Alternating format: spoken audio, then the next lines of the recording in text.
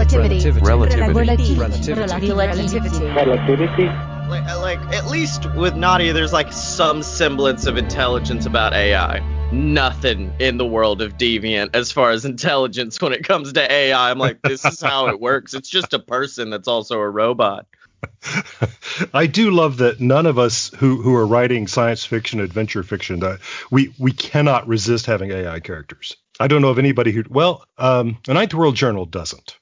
That's the only one I can think of where there isn't a chatty robot. With me, I had actually stole the idea from a different story I'd written because I was like, what if it's an AI, but it's basically just a person? Mm-hmm. And so, like, just a friend there. Because, like, there's a few AIs where it's just I am computer. And I'm like, no. What if it's just this Southern belle that hangs out with him all the time? But she is also doing things with and for the ship, though, right? I mean, she's still... Oh, yeah. Yeah. Alyssa has been there. She maintains all the stuff on this ship. But basically, I describe her more as a mom than anything else. Right. I was talking with I've had this conversation with several other drama showrunners. There's got to be a name for what we do. That's the best I've been able to come up with. Mm-hmm. A lot of people are using audio fiction, and they abbreviate it as AF, which I cannot read as audio fiction. Never. I'd never read that as audio fiction. This is my podcast AF. And I think, okay. Very confident about it. Yeah, I'm going to say, yeah. Well, good for you, I guess. But I just realized I'm doing the Ruckland 5 and 30 kind of easing into this introduction, but I didn't say your name or any of that stuff. So I'm going to back up. Okay, cool. Right. I'm talking to Scottye Moore. Who is nobody, and you don't need to be concerned about who he is. No, what I want you to do is tell me, because I literally can no longer keep up with how many shows you're doing.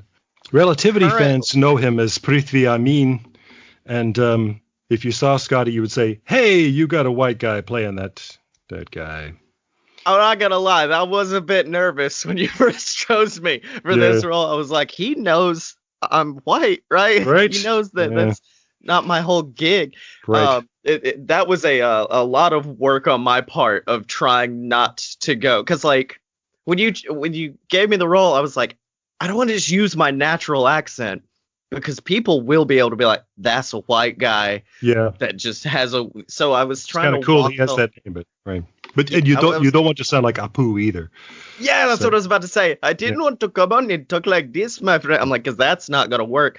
And this is weird, but I was watching the Great British Bake Off at the time, and I cannot remember the guy who it is, but he won that season, and he was an Indian man, but he had like this lovely British with hints of Indian accent. Yeah. And then that's kind of what I took it from, was him. And then in the 5th season, once he started to get a little bit more comical, I started to steal from Tan France, from Queer Eye. I was just pulling from like a lot of different influences to make sure that there was still some evidence of his heritage in the past, but also it was not horribly offensive. Right. That's it. Certainly our neither of us intend to offend, but most with really only two exceptions. My Indian friends grew up in England.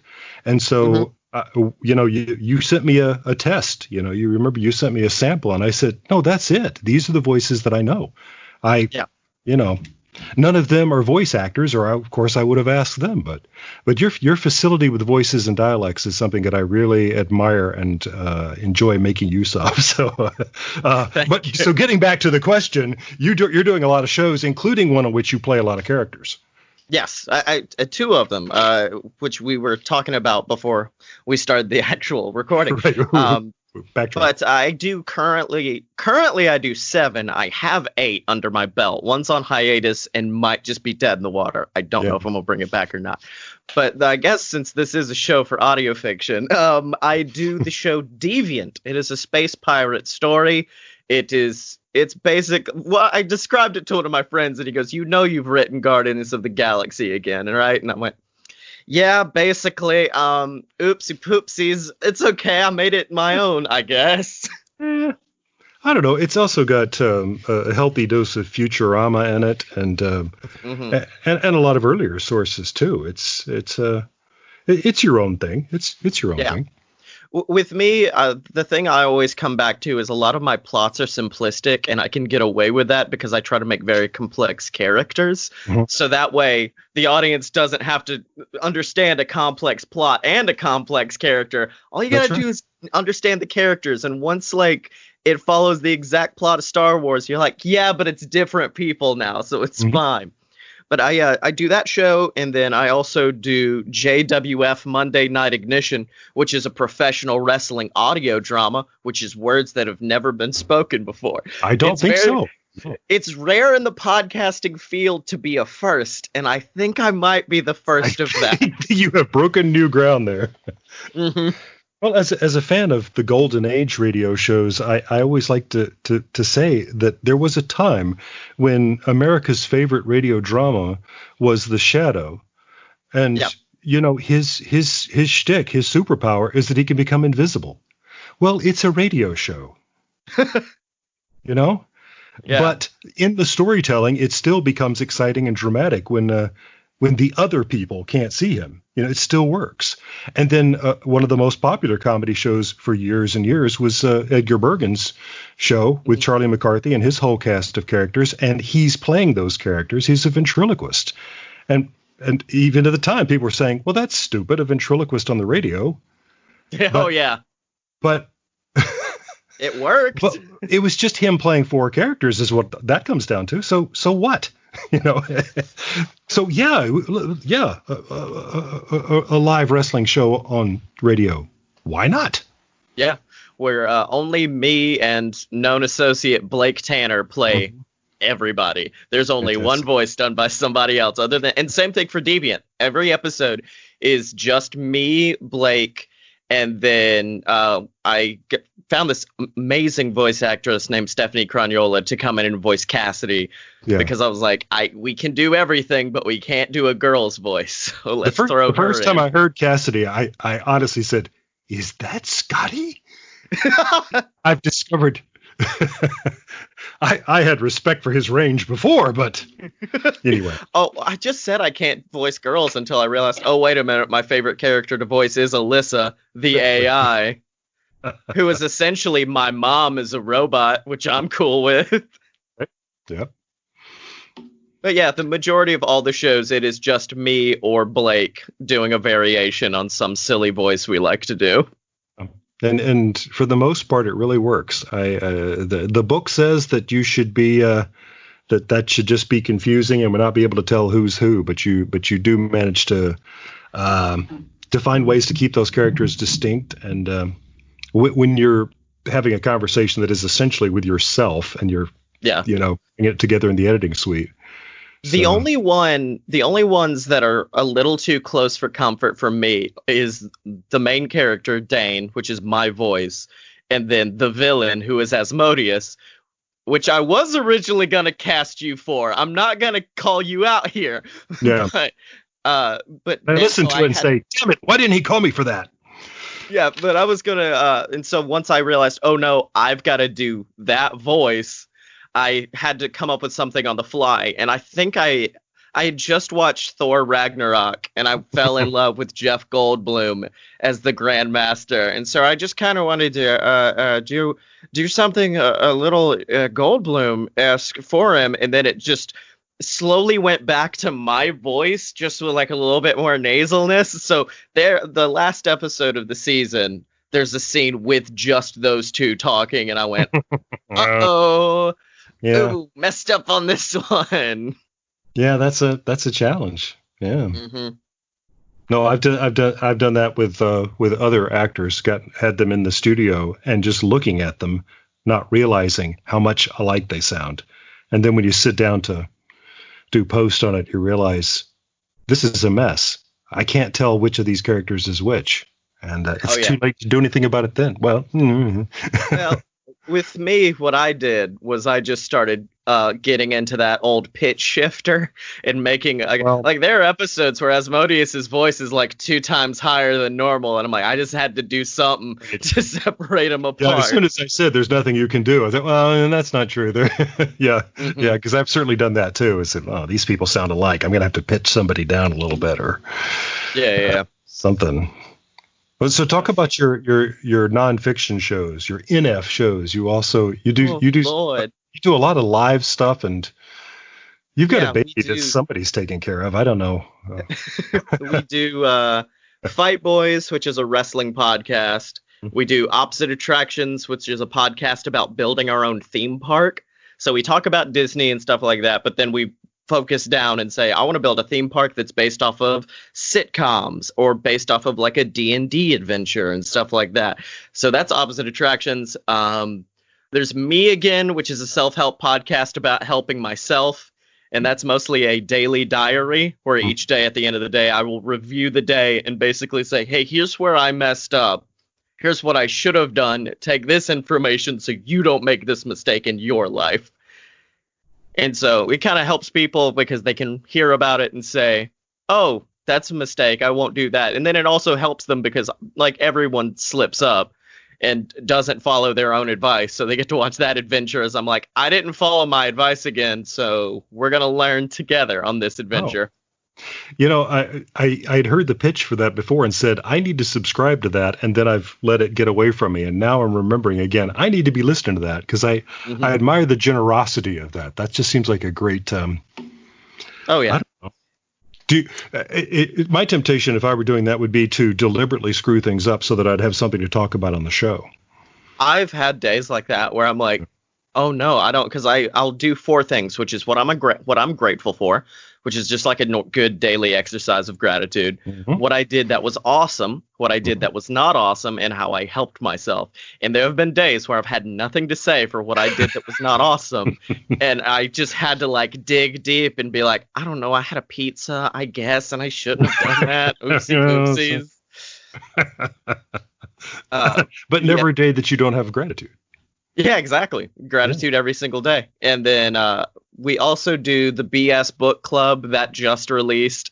And that is just audiobooks of all of my books. And I'm just repurposing them to go out to that. That came once quarantine started happening. And I was like, people are staying in a lot. Let's just give them the books for free through audiobooks, which a guy I used to be pretty close to, Scott Sigler, he does that as well. He's written like a lot of books and then just releases weekly audiobook updates. And so we're doing that with this as well. I keep forgetting about you as a writer of prose as well. Talk about your books. Oh Lord. So they are a lot for one so young. I know, right? I've written a trilogy. It's the Queasel Corp trilogy, which is a series of books that never should have been written.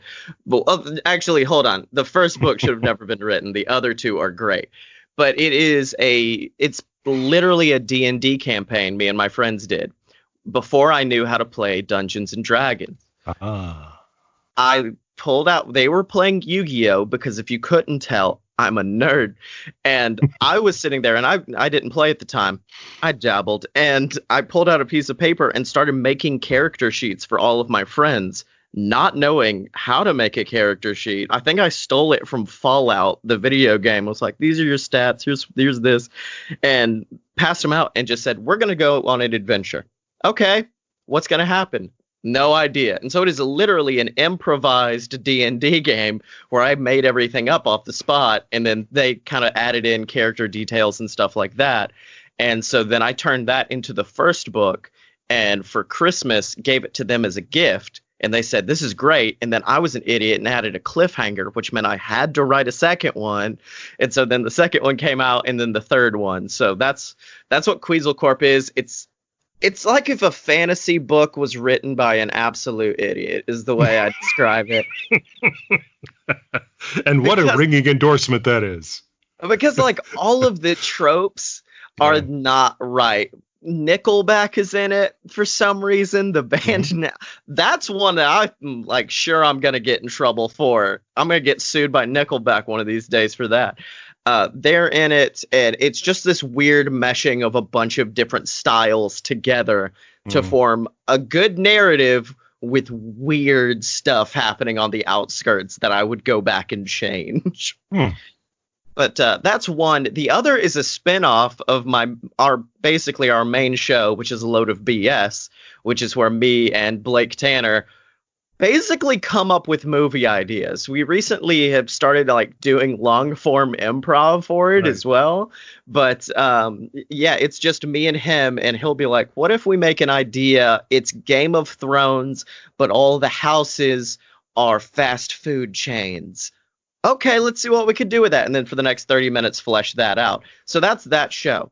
I wrote a book that's a spinoff that has absolutely no idea, no connection to that concept whatsoever. And it's called BS versus the Gods.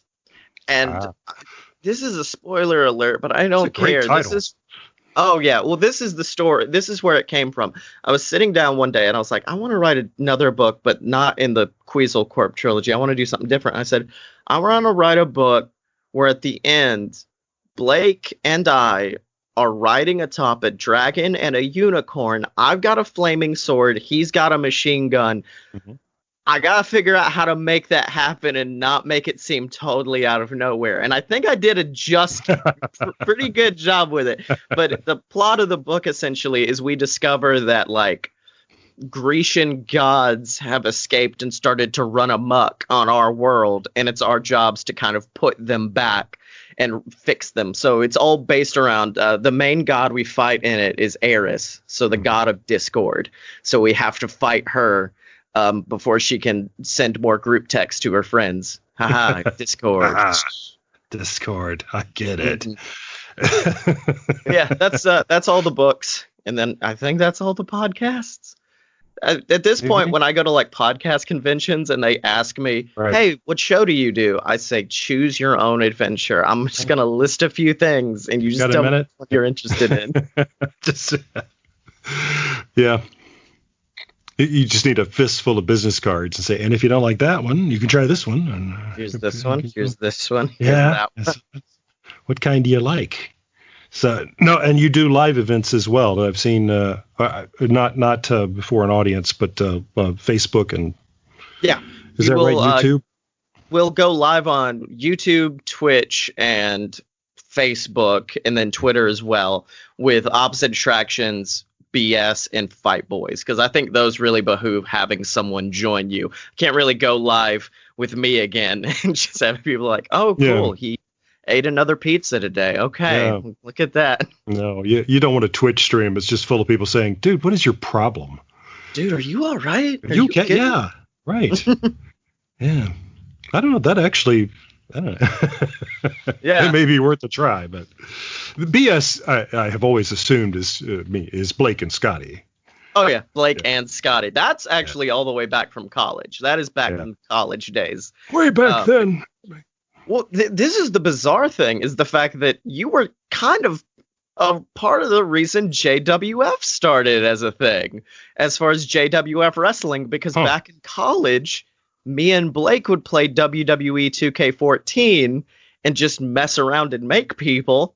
And one of our main wrestlers was, in fact, Lee Shackelford. And that show just kind of grew and bloomed and became what it is today. So you were kind of part of the origin story for that.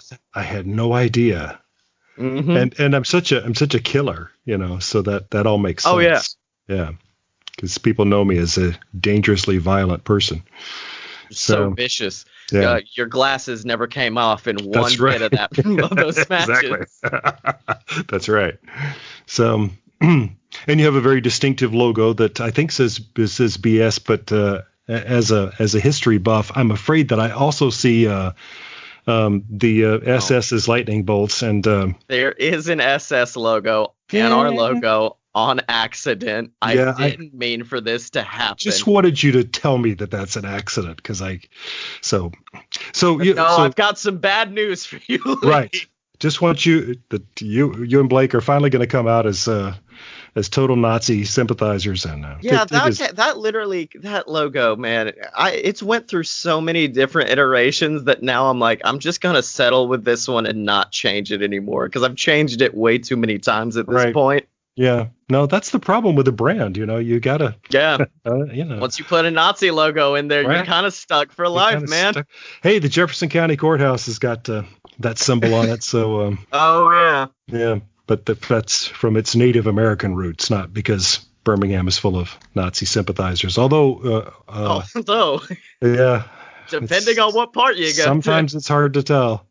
Mm-hmm. Well, I was. This is a bit of our hometown history. That there was a time.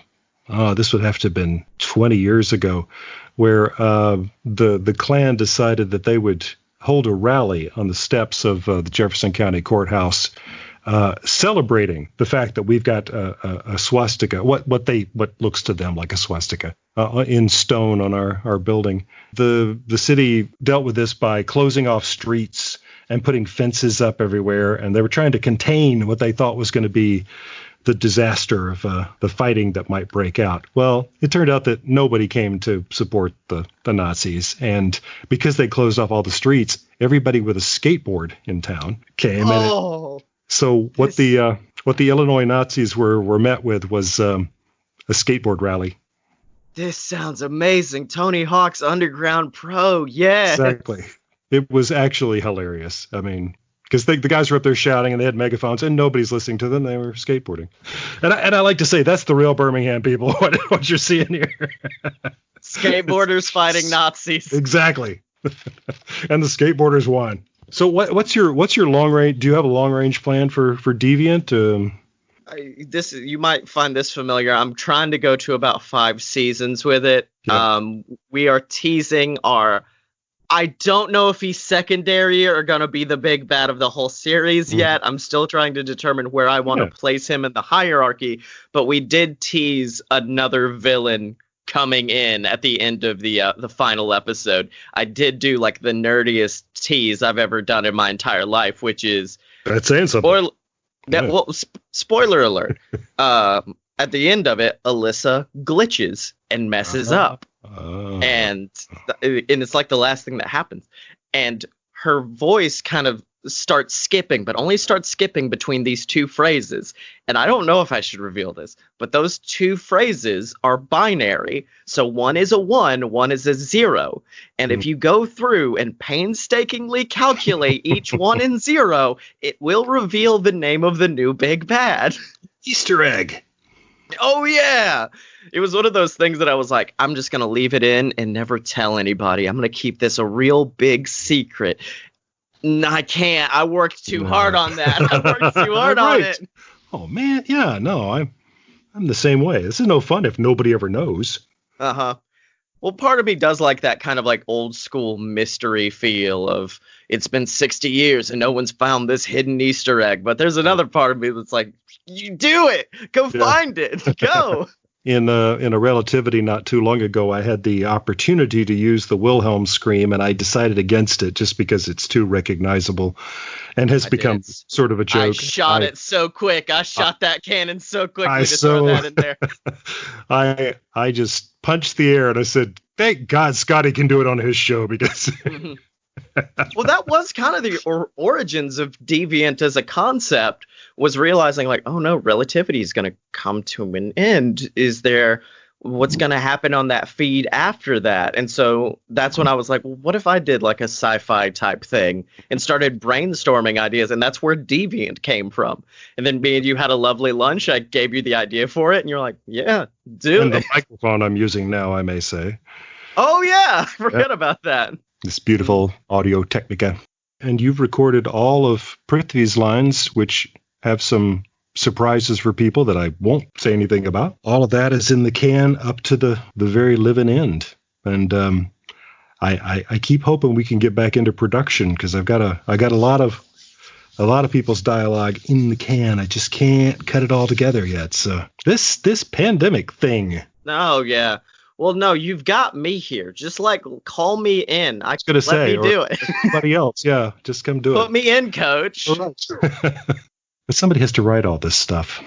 That's the worst part of this whole thing. That was the struggle I had with Deviant for a very long time, was the fact that it had the most struggled production, opening production of all time, because I did Podcast Movement, big conference. One of my buddies runs it. He did a 28-day launch your podcast challenge.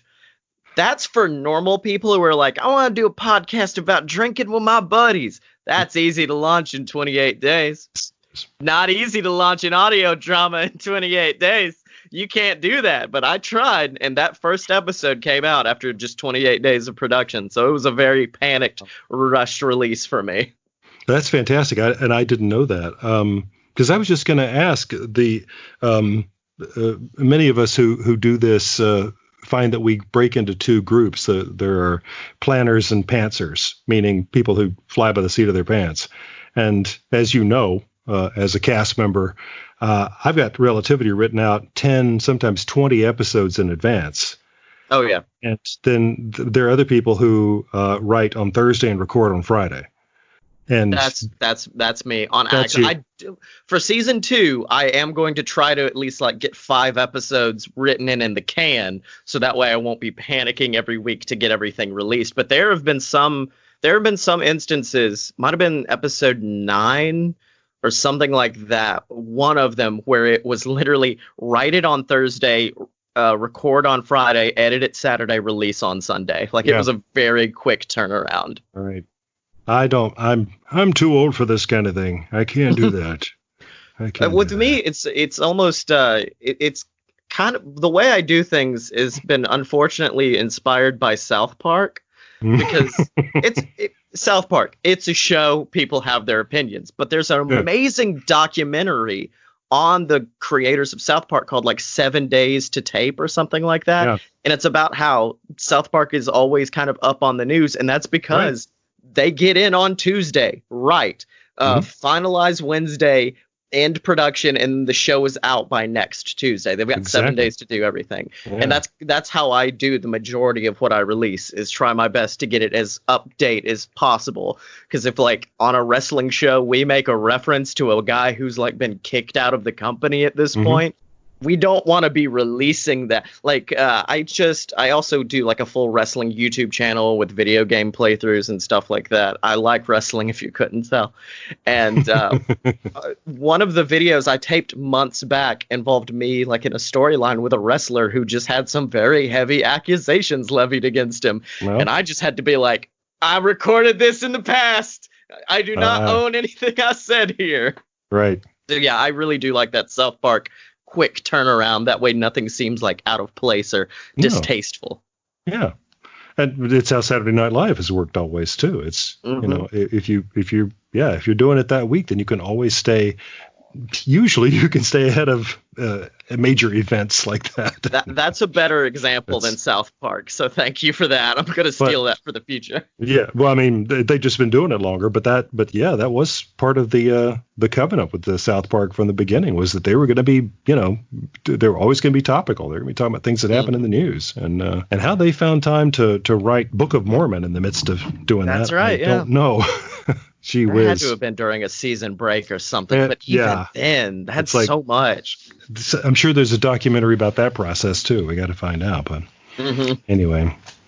I wish we were in Seattle right now. That's just how I'm at Permo right now. Because, well, no, here's the thing. It's even like more, not like, I'm trying to think of the right word, but it's like a perfect mirror for me, because I don't know if you remember this. When you brought me on to do Relativity, I was in Seattle. That's right. Yeah, because of the podcasting convention there. Yeah, so it came full circle for me. Yeah. Then we'll be there. Yeah, we're going to do it. I had said, in fact, on the last Relativity Connections, when I was talking to Alex, I had said that the sad news is that Copious, the venue where we were going to do our live show, has closed down, a victim of the virus. But it turns out that was a rumor. They are, in fact, ready to open their doors again as soon as the restrictions are lifted. So Copious is still there. So maybe we're going back to Seattle. We will work this out one of these days. Yeah. Live Relativity. And I'll just like be quietly doing lines as like Dane Armstrong, just quietly putting in bits of Deviant throughout the whole show. Well, it'll probably be a very different Wi-Fi sci-fi than we planned, because so it may have Deviant in it and God knows what all else. Oh yeah. We just don't. Anything's possible. We've learned the hard way from having the show abruptly canceled by a microscopic thing that doesn't have a brain. Yeah, exactly. Don't talk about me like that. We didn't. You microscopic brainless thing. Yeah. No, we just we didn't anticipate that. Strangely enough. Yeah, not many people thought about a giant global outbreak like that. No. So, although one of the things that's kind of awkward for me while the show is on hold, while I can think about relativity, but I can't do much about it. But I am, in fact, at home connecting with people only by electronic means. And meanwhile, on my home planet, there's a virus that's trying to kill us. It's like, wait a minute, this has gotten a little weird, unexpectedly weird. This is not my fault. I promise you, not my fault. Yeah, I didn't. And all of a sudden, I have this voice. It's very bizarre. I don't understand what you've done. But I know you're going to get me through, though. I know.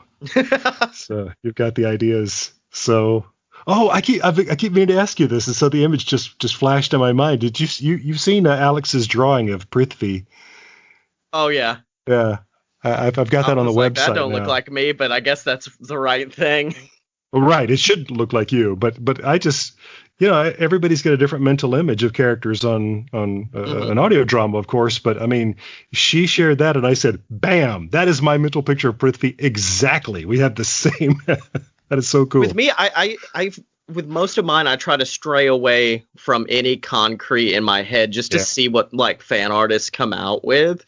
Which is the same thing. One of my favorite shows, The Adventure Zone, they did that as well. They were like, we are not going to say what anybody looks like or anything like that.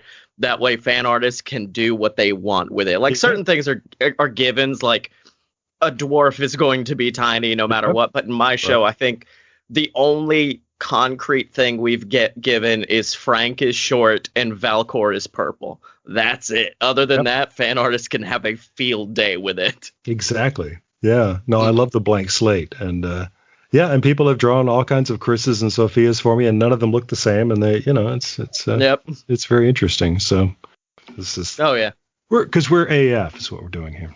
Yeah. Anyway, we're great AF is what we're great AF is what we are. Yeah, thank you.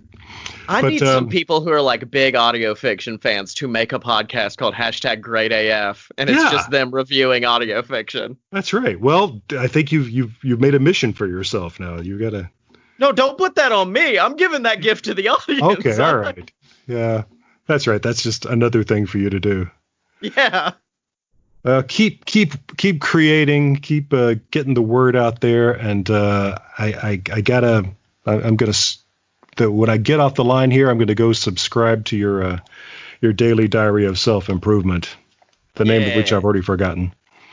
You'll figure it out. Yeah. Go to loadofpurebs.com. You can find all of my shows. The next thing I was going to say was tell people how they can find you.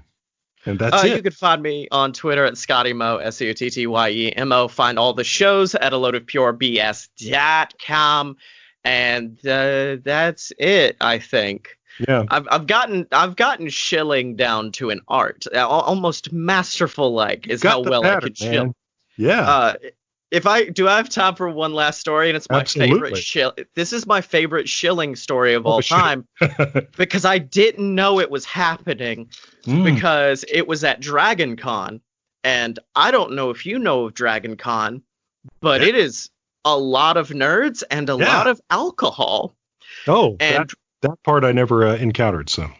Oh no, there's a lot. Okay. There's too much. And so we went to an establishment in Atlanta called the Red Phone Booth, which is a speakeasy. You have to know a code to get in, and luckily someone on Reddit found it and posted for everyone at Dragon Con. Well, we're chilling there waiting to get in, and up next to me walks a very tall gentleman, kind of a shorter person, and I mean like super tall, and they knock on the door. They don't even follow the protocol. Guy walks out. Yeah, you guys with the private party? No, but we're Chewbacca and BB-8, so if you could let us in. And the new actor for Chewbacca and the actor for BB-8 were right next to us. And then we finally get in after a while. We spend the night with them making Wookiee noises. But at one point, I black out because it's Dragon Con. And the next day, I wake up, And Blake was there with me, and he goes, "You did a good job last night." "What do you mean? You got us in the VIP section? You were telling everybody about the show? You got us free cigars and drinks?" And I was like, "I don't remember any of this." He's like, "Yeah, I did. The superpower kicked in." Yeah. Well, once you've learned it, and you should be able to do it in your sleep, and you essentially did. I did. I was basically asleep. Yes. Now, see, this is weird because I have a similar story connected only by the bond of Chewbacca, because I was at a con as on a panel of some kind. I don't even remember what con this was, but I was in the green room waiting to go on, and in the green room with me was Peter Mayhew. Oh, you got the OG Chewbacca. Exactly, OG Chewbacca, yeah. And we were just sitting and talking, and there was a TV in there. We were watching something on TV, and I made a joke about something that we had seen on the screen, and he just cracked up. He just laughed and laughed and laughed and slapped me on the back, which is, an experience from a guy that big, yeah. But I cherished it, of course.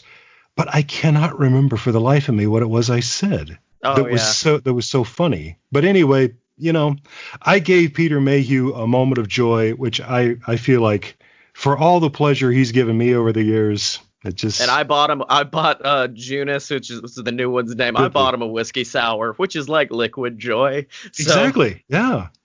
And he got a medal too. Chewbacca yeah. So. Actually, maybe my favorite part of that movie. Anyway, so yeah, we could stay here and geek out all night. But thank you for doing this, and I hope that my many listeners will listen to all this stuff, and it will point them towards your things. Yeah. Yeah, and they'll go buy your books, which you've indicated are stupid and pointless, right? Yes. And no, just the first one in that trilogy. That's one of those like. Then it gets better. That's like the first season of a show is bad, but you slog through it to get to. That's what that book is. Okay. Yeah. And now there's an audiobook version of them, so they can do that on a commute. Yep. And you can get all of this at a load of pure BS. That uncut BS. Okay. Yeah. A load of pure BS.com. Have a good one, man. Have a good one, boss.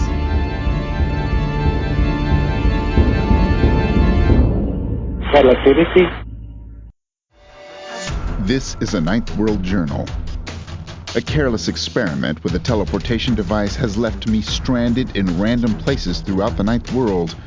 While trying to survive in these strange lands, I must find a way to reverse my condition.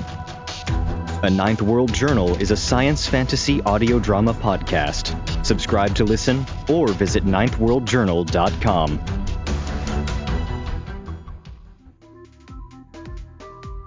If you enjoy space adventures featuring brave and competent astronauts. Can you give me a countdown to be ready?